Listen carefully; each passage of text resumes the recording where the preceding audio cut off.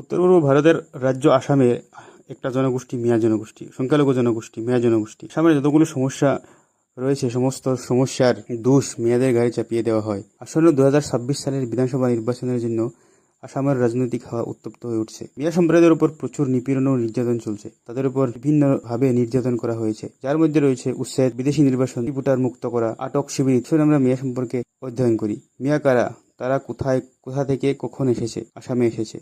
আজকের ভিডিওতে আমরা আলোচনা করব কেন তাদের সাথে সর্বদা বৈষম্য করা হয়। আপনি শেষ পর্যন্ত দেখুন। মিয়া জনগোষ্ঠী আসামের একটি সংখ্যালঘু জনগোষ্ঠী। আসামের মুসলমানরা মূলত দুটি শ্রেণীতে বিভক্ত: বাঙালি বংশোদ্ভব মিয়া মুসলিম এবং আদিবাসী মুসলিমরা, অর্থাৎ গড়িয়া, মরিয়া, সৈয়দ, যোধা ইত্যাদি। আসামের মোট জনসংখ্যার 34% মুসলিম, যার মধ্যে 24% মিয়া মুসলিম এবং 10% আদিবাসী মুসলিম। মিয়ারা মূলত দক্ষিণ আসাম এবং মধ্য আসামে বাস করে। এখন মিয়া কোথা থেকে এসেছে সেটা জানব। আমাদের আসামের ইতিহাসের দিকে তাকালে দেখা যায় যে 11 থেকে 15 শতাব্দী পর্যন্ত কমতাপুর রাজ্যের শাসকরা কৃষিকাজের জন্য বাংলা থেকে মুসলিম কৃষকদেরকে নিয়ে এসেছিলেন। পরবর্তীতে ষোড়শ শতাব্দীতে কুচ রাজারাও কৃষিকাজের জন্য মুসলিম কৃষকদেরকে নিয়ে এসেছিলেন। তখন থেকে দক্ষিণ আসামের বিভিন্ন অংশে বাঙালি মুসলিমদের বসতি স্থাপন হয়েছে। অধ্যাপক মনিরুল হোসেনের মতে আসামে বাঙালি মুসলিমদের ব্যাপকভাবে অভিবাসন ব্রিটিশ ভারতে হয়েছে। 1826 সালে ইয়ান্দাবু চুক্তির মাধ্যমে ব্রিটিশরা আসামের শাসনভার দখল করে নেয়। ব্রিটিশরা যখন আসামের শাসনভার গ্রহণ করে তখন বিভিন্ন কর এবং জমির খাজনা আদায়ের উপর জোর দেয়।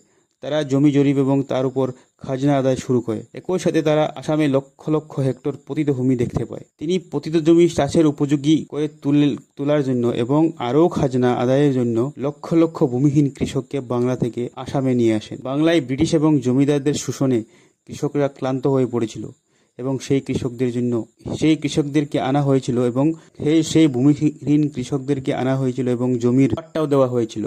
1905 সালে যখন বাংলা বিভক্ত হয় এবং পূর্ববঙ্গ ও আসাম একত্রিত হয়ে এক নতুন রাজ্য গঠন করা হয়, সেই সময় বাঙালিদেরও অভিবাসন ঘটে।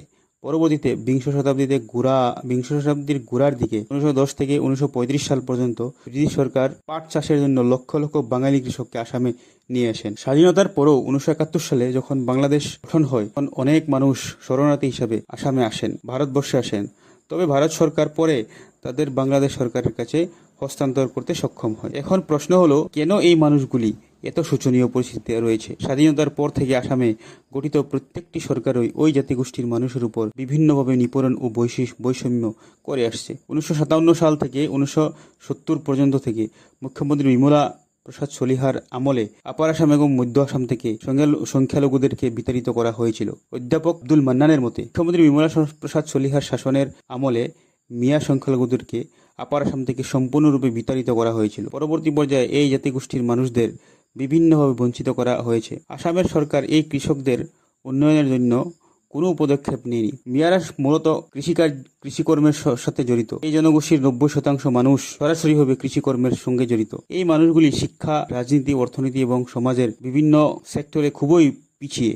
এই সম্প্রদায়ের ভোটে জিতে বিভিন্ন রাজনৈতিক দল বারবার ক্ষমতায় এসেছে। এরপরেও এই সম্প্রদায়ের আর্থসামাজিক উন্নয়নের জন্য কোনো কার্যকর পদক্ষেপ নেয়নি। এই জাতিগোষ্ঠীর মানুষের অবস্থা আজ খুবই খারাপ, খুবই শোচনীয়। ছাড়া সরকার বিভিন্ন সময়ে এই মানুষদের বিভিন্নভাবে শাস্তি করে আসছে। কখনো সন্দেহজনক নাগরিকের নামে, কখনো অবৈধ অভিবাসী নামে, কখনো অবৈধ দখলদারদের নামে। বর্তমান এই সমাজের অবস্থা, এই জনগোষ্ঠীর অবস্থা অতিশয় খারাপ, বিরাট খারাপ।